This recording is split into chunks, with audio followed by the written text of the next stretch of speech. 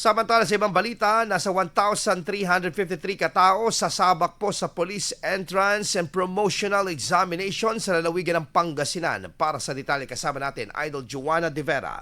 104.7 IFM. Report!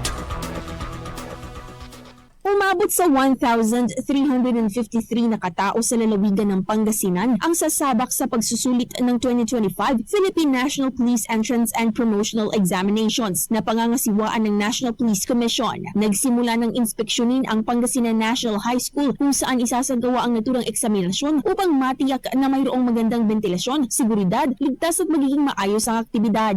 Ayon sa NAPOLCOM Region 1, nasa 46 na mga silid ang gagamitin. 36 dito ay gagamitin ng PNP entrance habang ang 10 silid naman ay gagamitin sa promotional exams. Samantala, gaganapin ang nasabing eksaminasyon sa darating na April 27, 2025.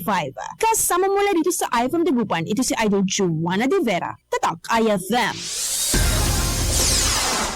Samantala, Idol, umabot naman po sa 1,370,880 ang kabuang halaga po ng shabu na nasabat po ng mga otoridad sa Pangasinan sa loob lamang po ng isang linggong operasyon.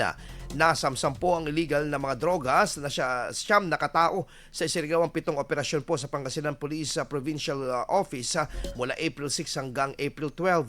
Arestado rin ang 6 na katao matapos mahuli ang 3 loose firearms habang umiiral ang election gun ban. Nauna nang inihayag ng Pangasinan Police Provincial Police Office ang pinaigting na checkpoint at operasyon sa kasagsagan po ng Semana Santa at nagpapatuloy sa election period. Tiniyak din ng tanggapan ang dobling deployment ng mga personnel sa mga terminal at buok pasyalan upang mapanatili ang kaayusan sa buong lalawigan. IFM News. IFM News.